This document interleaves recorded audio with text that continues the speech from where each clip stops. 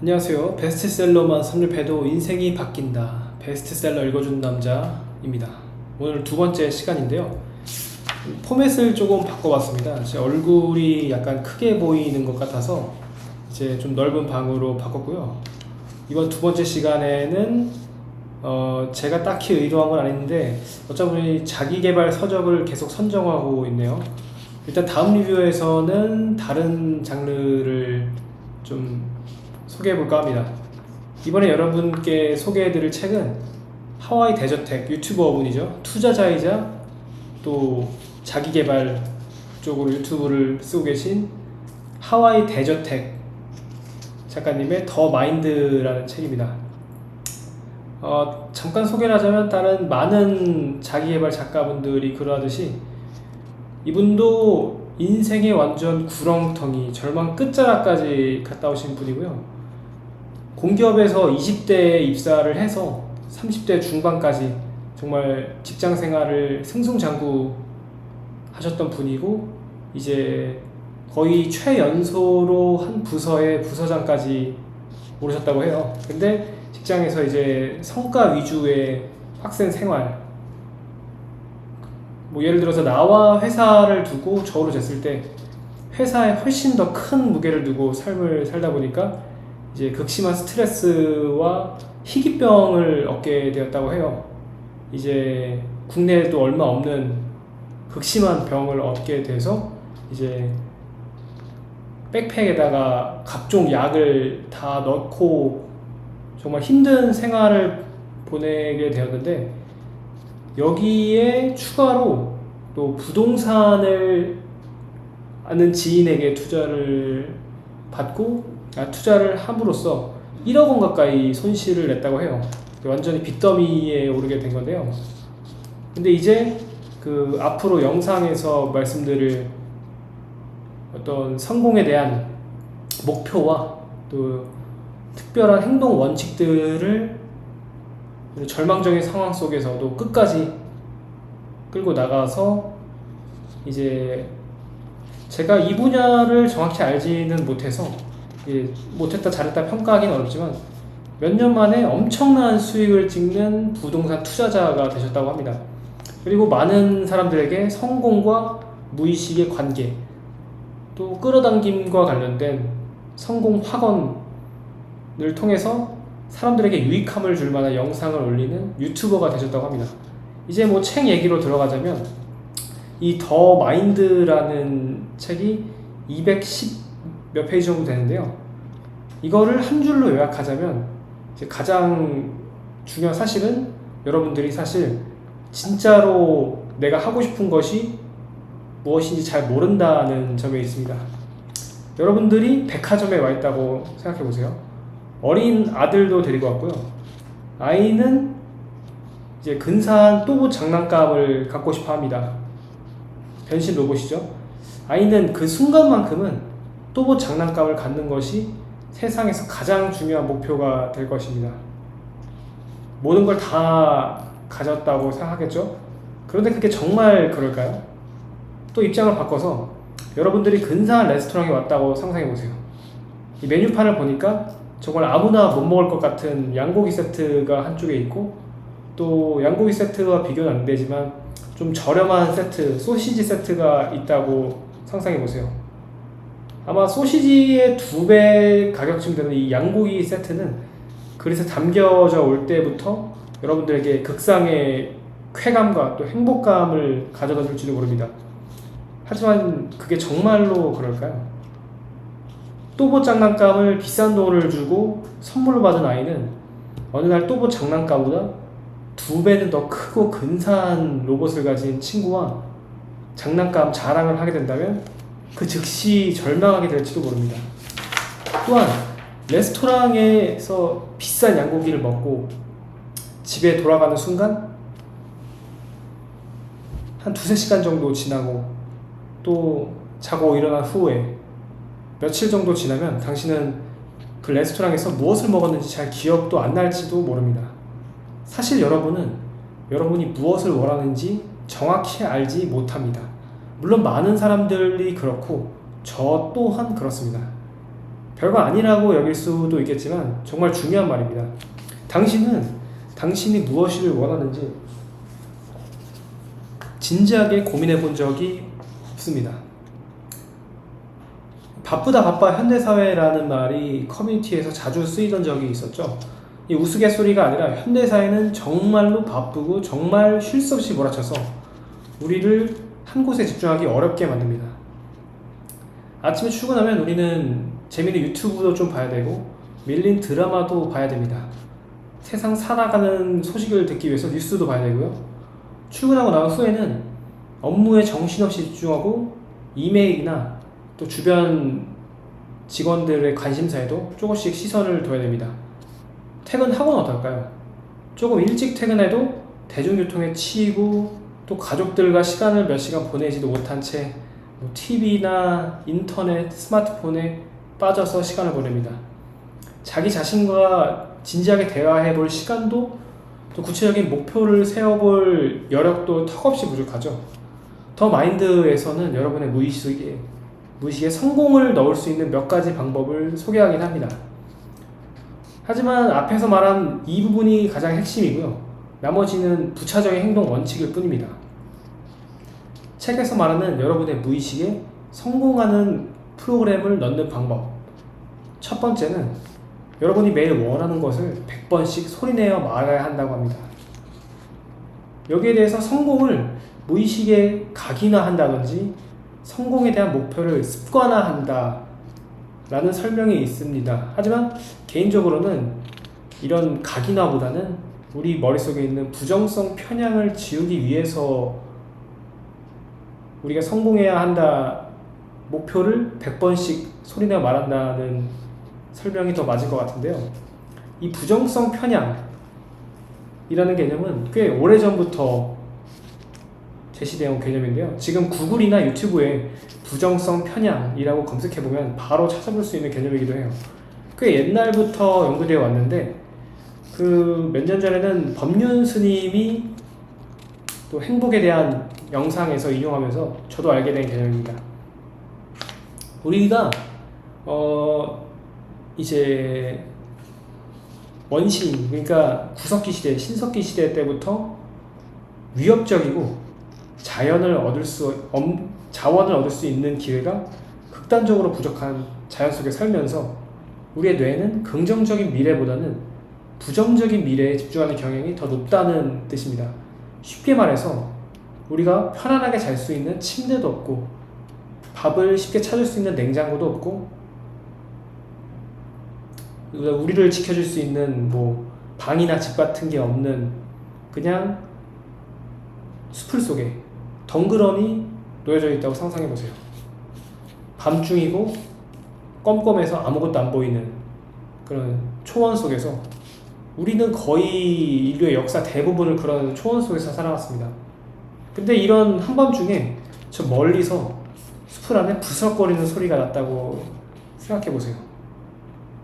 물론 그쪽에는 어둠 속에서 그냥 바람이 불었을 수도 있고 열매가 떨어졌을 수도 있어. 하지만 만에 하나 사나운 늑대가 우리를 바라보고 있을 수도 있을 겁니다. 여기서 바람이 불거나 열매가 떨어졌을 것이라고 생각하는 그룹을 A그룹이라고 칭하고 늑대가 존재할 것이라고 믿는 그룹을 B그룹이라고 칭해봅시다. 아마 10번 정도 부스럭거리는 소리를 들었다면 그중 대다수는 늑대가 실제로 있지는 않았겠죠, 물론. 근데 A그룹과 늑대가 있을 거라고 생각하는 B그룹 중에 어떤 그룹이 확률적으로 더 오래 생존했을까요? 아마 B그룹일 것입니다. 조금이라도 조심성을 가진 그룹은 이런 위험한 확률을 뚫고 더 길게 생존했을 것입니다. 100번 중 1번, 아니 1000번 중 1번이라도 그 자리에 늑대가 있었다면 우리는 모두 죽은 목숨이었을 테니까요. 이렇게 생존이 단 몇 초의 판단력에 의해서 좌우되었던 긴 역사로 인해서 우리는 긍정적인 상황보다 부정적이고 위험한 상황을 상상하는 것에 더 집중하게 되었습니다. 물론 이게 나쁘다는 것은 아닙니다. 환경 변화에 이렇게 민감했던 우리의 역사적인 습성 때문에 우리는 꽤 길게 인류사를 유지할 수 있었으니까요. 하지만 일상 속에서 우리가 성공에 대한 환상을 더 많이 품을지 실패에 대한 걱정을 더 많이 품을지 선택하는 과정 속에서 압도적으로 실패에 대한 생각을 더 많이 하게 되었습니다. 그래서 저도 성공한다는 긍정적인 무의식을 우리의 머릿속에 넣는 것이 더 필요하게 됩니다. 부정적인 방향성을 지우개로 밀어버리는 것이죠. 두 번째, 100번씩 매일 100일간 목표를 손으로 글씨를 쓰라는 것입니다. 이건 일종의 시각화와 관련된 소리입니다. 책에서는 이 내용 이전부터 목표에 대한 시각화에 대해 굉장히 강조하고 있는데요. 우리의 머릿속에서 상상 안에서 시각화를 하든 메모를 하든 무슨 수를 쓰든 시각화를 해서 그 상황이 우리가 갖게 됐을 때 벅차오르는 감정, 흥분되는 감정을 가져야 된다는 것인데요. 제가 보기에는 시각적으로 시각화를 하는 것보다 이때 느껴지는 흥분이 더 중요한 것 같습니다. exciting 말이죠. 내가 성공할 것이다. 혹은 사실 성공했다 라고 믿고 그때 느껴지는 도파민의 덩어리들, 이런 흥분되고 두근거린 그 감정을 느꼈을 때 성공에 좀 더 가까워진다는 얘기입니다. 셋째, 아까 말했듯이 상상으로 시각화를 하는 것입니다. 여기서 저자는 사실 현실적인 목표보다 비현실적인 목표가 더 옳다고 말합니다. 그저 그냥 통상적으로 꿈꿀 수 있는 그럴듯한 목표는 진짜 나의 목표가 아니라는 것이죠. 정말 통 크게 100억 모으기, 우주여행 가기 급으로 스케일이 완전히 미쳐버린 목표를 써야 한다고 계속 강조합니다. 그것도 구체적으로 말이죠.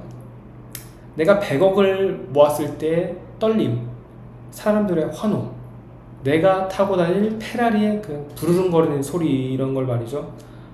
그런데 이러면 시각화가 아니라 망상이 아니지 않나 하는 생각이 드는데, 엄밀히 말하면 손에 잡힐 수 있는 환상을 꿈꿔라는 게 핵심입니다. 이제 보통 환상은 실제로 존재하지 않는 것을 꿈꾸는 걸 환상이라고 하죠. 하지만 우리 뇌는 어디까지가 환상이고 또 어디까지가 실제 현실인지를 구분하지 못한다는 소리도 있습니다. 실제로 총상으로 인해서 우측 팔목을 절단하고 난 어떤 병사도 이제 실제 팔이 없는데도 내가 그 손목에 고통이 있다는 일종의 환상통을 겪는 경우도 보고된 적이 있죠. 이런 것처럼 우리가 머릿속으로 그린 것을 실제로 우리 현실 속에 가져올 수 있다는 그런 상상을 갖는 게 그 자체만으로도 도움이 된다는 겁니다. 마지막으로는 성공을 하기 위한 감사의 마음을 갖게 되는 것입니다. 감사하는 마음을 가져라. 너무 고리타분한 말이기도 하죠. 뭐 기독교스러운 격언인 것 같기도 한데, 여기서는 모든 일에게 감사하라, 나에게 기회를 준 사회와 부모님께 감사하라, 이런 클래식한 말은 아닙니다. 말하자면 여유에 관한 말이죠. RPG 게임 중에 메이플 스토리나 바람의 나라 같은 것들 있잖아요. 여기에는 쩔이라는 게 존재합니다. 일종의 돈 좀 달라는 건데 구걸이죠. 대단할 건 없고 그냥 돈 많아 보이는 캐릭터한테 가서 쩔 좀요 하면서 빌붙으면 이제 레벨이 높은 플레이어들이 거지한테 적선하듯이 돈 몇 푼씩 이렇게 돈을 던져줍니다. 구체적으로 설명하기는 어려운데 왜 그런지는 알 수 없습니다. 저도 준 적도 있고 받아본 적도 있긴 합니다만, 내가 예전에 저래뵐 때가 생각나기도 하고 불쌍해 보이기도 하고 그냥 돈을 자랑하고 싶을 때도 있고, 그럴 때 쩔을 주는 것이죠. 근데 생각해보면 이런 게 일종의 감사하기가 아닐까 생각합니다. 그냥 우리의 곁에, 우리의 세상에 쩔해드립니다 하는 거죠. 근데 그게 꼭 돈으로 주라는 것도 아니에요. 주변에 있는 어려운 사람들에게 작은 친절을 베풀어 주거나, 그냥 버스에서 내가 앉을 수 있는 좌석을 다른 사람한테 한번 배려해 주거나, 뛰다가 내 바지에다가 과자를 흘린 어린 아이들한테 아이고 아픈데 없어? 괜찮아? 이렇게 물어보는 것, 이런 것도 일종의 쩔줌입니다. 쩔을 할 수 있는 것 자체가 내가 성공한 고렙이라는 의미이기도 하고 아직 고렙이 되지 못한 허접들을 배려해준다는 의미도 있죠. 만약 내가 진짜 고렙이라면, 진짜 성공에 가까워졌던 사람이라면 세상에 내가 가진 것들을 조금 나눠서 쩔해주는 것도 꽤 나쁘지 않다고 생각됩니다. 즉 세상에 대해서 여유를 가지라는 뜻이죠. 이 감사하기를 습관화하다 보면 조급한 마음에 약간의 여유가 생깁니다. 여유가 생기면 간혹 가다가 잘못된 판단을 하더라도 유연하게 넘어갈 수도 있고, 다른 사람이 내게 실수를 해도 뭐 그럴 수도 있지 하고 웃으면서 넘어갈 수 있는 마음이 생깁니다. 또다시 강조하자면 이 더 마인드에서 생각하는 것은 이제 최근 유행하고 있는 끌어당김의 법칙의 일부입니다. 근데 끌어당기는데 누구나 다 할 수 있다면 이렇게 길게 설명할 필요도 없겠죠. 진짜로 내가 원하는 것이 무엇인지를 반영한 바로 그것을 끌어당겨야 성공이 이루어진다는 뜻입니다. 영상 초반에서 당신은 당신이 원하는 것이 무엇인지 정확히 모른다고 강조한 것도 바로 이것 때문인데요. 아무거나 손에 잡히는 대로 끌어당기려고 노력해서는 안 됩니다. 다른 사람들이 혹은 미디어에서 원하는 것, 예를 들어 부모님이 원하는 어떠한 좋은 직장이라든지 TV에서 사람들이 갖고 싶어하는 멋진 차, 멋진 아파트, 이런 다른 사람들의 소망들 말이죠. 내가 자발적으로 꿈꾸지 않고 다른 사람들이 원하는 것을 소망하는 것은 이 끌어당김과 전혀 관련이 없습니다. 오히려 이건 더 큰 문제를 불러옵니다. 부모님이 원하는 좋은 직장, 좋은 배우자를 얻었다고 과연 그게 행복해졌을까요? 비싸고 넓고 모든 사람이 부러워하는 외제차를 끌고 다닌다고 성공했다고 볼 수 있을까요? 좋은 아파트, 좋은 주택, 그걸 가져서 과연 행복해졌다고요? 그것은 일종의 회피입니다. 자신을 괴롭히는 어떠한 것으로부터 도망치려고 한 결과가 될 뿐입니다. 좋은 아파트를 가졌지만 그것을 얻는 과정과 그것을 유지하면서 쉴 새 없이 일해야 했던 그 시간들을 희생한 것입니다. 만약 여러분이 좋은 외제차를 소유해도 몇 년 후에 내 주변 사람이 더 비싸고 더 세련된 기능을 가진 그런 차를 끌고 나타났다면 그걸 갖지 못해서 나는 또 안달이 나버릴지도 모릅니다. 누구나 원하는 직장을 얻었다면 그 직장이 나를 어떻게 대우하든 어떻게 나를 소모품으로 쓰든 지금 내가 가진 게 아까워서 여기까지 도달하는 게 힘들어서 나를 옥죄도 도망치지 못할지도 모릅니다. 다른 모든 내가 원하지 않고 타인이 욕망하는 것을 갖는 것은 이와 같습니다. 그것에 목줄이 매어서 내 마음속에 있는 어떤 갖고 있던 것들을 전부 던져버릴 수 있습니다. 물론 이 이야기는 뭐 좋은 아파트를 갖거나 좋은 차를 갖거나 이런 것이 잘못됐다고 말하려는 것은 아닙니다. 단지 다른 사람들이 그것을 원한다고 그것을 쫓아간다고 해서 이게 인생의 동화줄인 것 마냥 따라간다면 그건 절대로 성공이 아니라는 뜻이죠. 나 스스로에게 물어보고 스스로에게 대답을 하는 과정이 반드시 필요합니다. 앞에서는 이제 성공하는 무의식을 심는 일종의 행동 원칙에 대해서 얘기했었죠. 그걸 위해서 필요한 것이 바로 동기부여입니다. 그것도 매일 까먹지 않고 하는 동기부여 말이죠. 더 마인드의 저자는 이걸 마치 세수하듯 반복해야 된다고 말합니다. 앞에 말했던 원칙들을 하나하나 한다고 해도 정말 이것은 엄청난 의지가 아니고서는 첫날 시작했던 마음을 1년, 2년 계속 유지하기는 너무나 어려운 일입니다. 내가 이걸 왜 계속 해야 되지? 언제까지 이 짓을 반복해야 되지? 라는 의문이 들 때가 가장 중요한 시점입니다.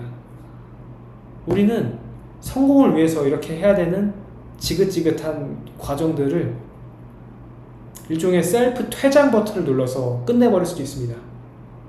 작은 버튼 말이죠. 누르면은